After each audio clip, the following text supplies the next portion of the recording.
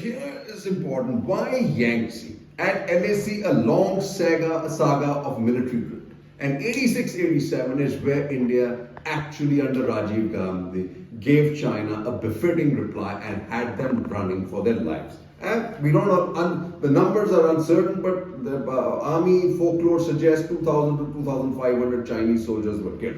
Right, so what do we have here? And most importantly, the Yangtze, which was captured by the Indian army in response to China's intrusion in Yangtze-Tawang in 87-88. Remember that. Yangtze defied habitation for ages due to extreme terrain and weather. It is steeped in history, religion, politics. It is crucial to military strategy and is the most prominent among 8 major flashpoints on the eastern LAC. For the People's Liberation Army, Yangtze is perhaps most sought after in the eastern sector. Its massive plateau, approximately 25 to 30 kilometers northeast of Tawang, with peaks ranging from 14,000 to 70,000 feet on one side and the holy waterfall at 11,000 feet on the other.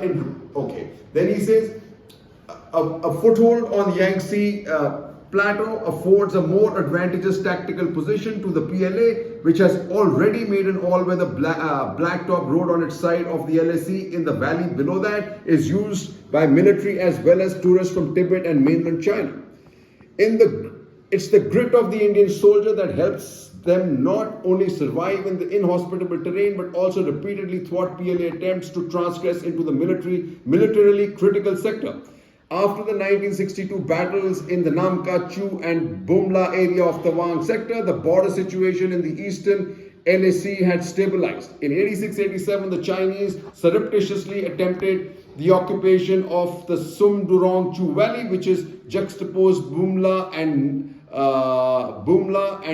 Nam Kha Chu west of Yangtze. It took a heroic effort by the Indian Army in the era of inadequate roads and poor support structures to halt the advance of the Chinese army and maintain the sanctity of the line in Nam Kha Chu as well as in the Bumla area. Very important article, folks. The Yangtze importance is also due to the alternative path it affords for ingress into Tibet's Tishtang sector. Having improved the roads infrastructure in our border areas, the sensitivity of the Yangtze for the Chinese is increasing. The PLA is perhaps still smarting from the loss of the Yangtze in 87-88 and the weakness imposed on their defense deployment across the LAC, combined with the Indian Army's domineering position over the Sum-Durong Chu and Nam Kha Chu valleys. The 1962 equations have in effect been reversed in the Tawang sector. That's why it's important. In Tawang, the PLA has been forced into a compromising position with a potential checkmate in clear sight. And why that is so?